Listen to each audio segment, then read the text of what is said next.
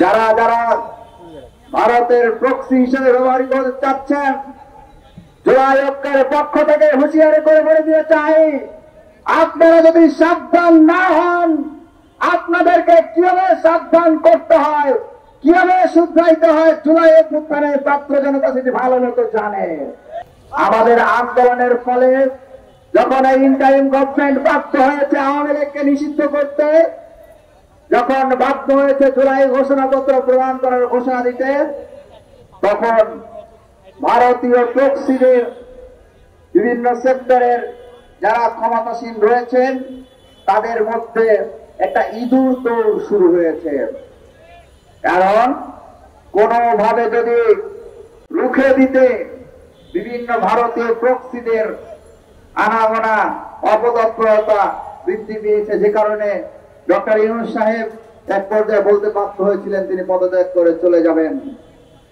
আমরা ভারতীয় প্রক্সিদেরকে হুঁশিয়ারি করে বলে দিতে চাই, একই সাথে ইন্টারিম গভর্নমেন্টকে হুঁশিয়ারি করে বলে দিতে চাই, আপনারা আপনাদের উপদেষ্টা পরিষদ থেকে ভারতীয় প্রক্সি মুক্ত করুন, গণমাধ্যমকে ফেসিবাদ মুক্ত করুন, সচিবালয়গুলোকে ফেসিবাদ মুক্ত করুন, পুলিশ প্রশাসনে যারা গুলি চালিয়েছে, গুলি চালানোর নির্দেশ দিয়েছে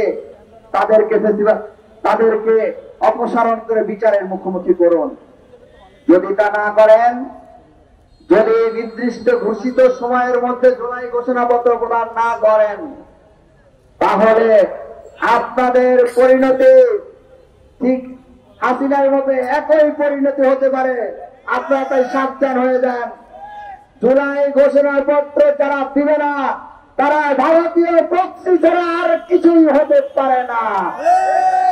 5ই আগস্ট দ্বিতীয় স্বাধীনতার মাধ্যমে বিশ্বের বুকে বাংলাদেশ আবার যখন মাথা উঁচু করে দাঁড়িয়েছে, ওই ভারতের মাথা নষ্ট হয়ে গিয়েছে। তারা দীর্ঘ 16 বছর ফ্যাসিস্ট আওয়ামী লীগকে দিয়ে বাংলাদেশকে লুটে মুটে খেয়েছে। তারা আবার অপশক্তির উপরে ভর করে শতবর্ষী প্ল্যান বাস্তবায়ন করে বাংলাদেশকে আবার বনসাই করে রাখার চক্রান্ত করছে। তাই চক্রান্ত স্বরূপ জুলাইয়ের ঐক্যের ভিতরে ফাটল ধরানোর জন্য নানাবিধ ফন্দি এঁটে এই সকল বিপ্লবী মানুষ, বিপ্লবী সংগঠন, রাজনৈতিক দল, সামাজিক সংগঠনের মধ্যে বিভেদ তৈরি করছে, যাতে এই সরকার বিপ্লবী সরকার না হতে পারে। আমরা লক্ষ্য করছি নানা সংগঠনের উপরে ভর করে তারা আওয়ামী লীগ নিষিদ্ধের প্রশ্নে বিভাজন তৈরি করেছে, কিন্তু শেষ পর্যন্ত কিন্তু তারা সার্থক হতে পারেনি। 9 মাস অতিক্রান্ত হয়েছে জুলাইয়ের, এখনো আমরা দেখছি যে এতদিন ৩৬শে জুলাইয়ের আগে বাংলাদেশ আসলে ভারতের হাতে বন্দী ছিল দীর্ঘ বছরের পর বছর ধরে। আমি বলবো যে ৭১-এর পর থেকেই তো সেই ভারতীয় আধিপত্যবাদ আংশিকভাবে মুক্ত হয়েছে ৩৬ জুলাইতে। এই মুক্ত হবার পরেও আমরা দেখেছি পতিত ফ্যাসিবাদী আওয়ামী লীগ, ভারত এবং কিছু এজেন্সি তারা সরকারের ভেতরে বাইরে বিভিন্ন জায়গা থেকে ষড়যন্ত্র অব্যাহত আছে। এবং আমরা জানি যে রিফর্ম আওয়ামী লীগ নামে নতুন তারা আওয়ামী পুনর্বাসনের চেষ্টা করেছে। তো এবং সরকারের ভেতর থেকেও সেই চেষ্টাটা করা হয়েছে। তো এখন আমরা মনে করি যে জুলাই এখনো চলমান আছে, যেহেতু এখনো মানে জুলাইয়ের যারা যেই খুনি, যার নির্দেশে এই খুনটা হয়েছে, গণহত্যাকারী ফ্যাসিস্ট এবং সর্বকালের নিকৃষ্ট স্বৈরশাসক শেখ হাসিনার বিচার হয়নি এবং বিচারের প্রক্রিয়াও ধীর গতিতে আছে। এবং শেখ হাসিনার যেই পতিত রাষ্ট্রযন্ত্র, যাদের নির্দেশে এই নৃশংস গণহত্যা হয়েছে, শুধু তাই নয়, পিলখানা গণহত্যা হয়েছে, হেফাজতের গণহত্যা হয়েছে, এসহ বেশ কয়েকটি জুলাই গণহত্যা সহ একাধিক গণহত্যা হয়েছে। বিচারের দৃশ্যমান অগ্রগতি আমরা দেখছি না, এবং আমরা দেখতে পাচ্ছি যে ভারতীয় আধিপত্যবাদ এখনো সক্রিয় আছে এবং তাদের নানান উইং সরকারের ভেতরে অবস্থান করছে, বাইরে অবস্থান করছে।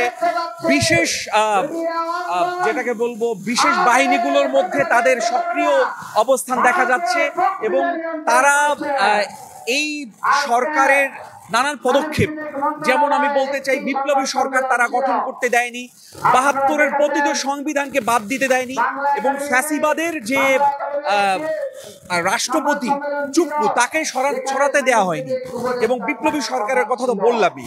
এই যে চতুর্মুখী চক্রান্ত, ভারতীয় আধিপত্যবাদ, আওয়ামী লীগ, বিশেষ সংগঠন বা বিশেষ কিছু রাজনৈতিক দল তারা এই ষড়যন্ত্রগুলো করছে বলে অভিযোগ আছে, এবং এ সকল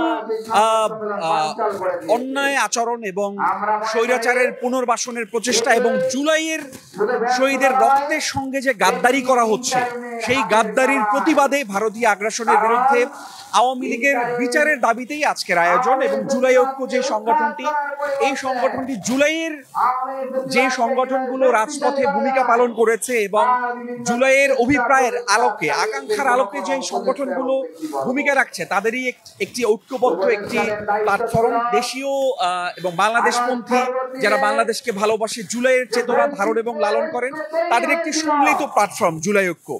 এই মানে অভিপ্রায়ের আলোকেই আজকের এই সমাবেশটি করা হচ্ছে। আসলে আমরা চাই আগে সংস্কার, সারা বাংলাদেশে যত বৈষম্য বিরোধী, যত ফ্যাসিবাদ, যত ষড়যন্ত্র, এই সকল ইসের সাথে যারা জড়িত তাদের সংস্কার করবে। এরপর হয়েছে পিলখানা হত্যার বিচার করতে হবে। তারপর হয়েছে শাপলা চত্বর গণহত্যার বিচার করতে হবে, এবং খুন গুম আয়নাগরে যারা রাখছে, যারা এর সাথে জড়িত, তাদের আইনের আওতায় এনে বিচার করতে হবে। এরপর হয়েছে নির্বাচন। এর আগে কোনো নির্বাচন দেখতে চাই না।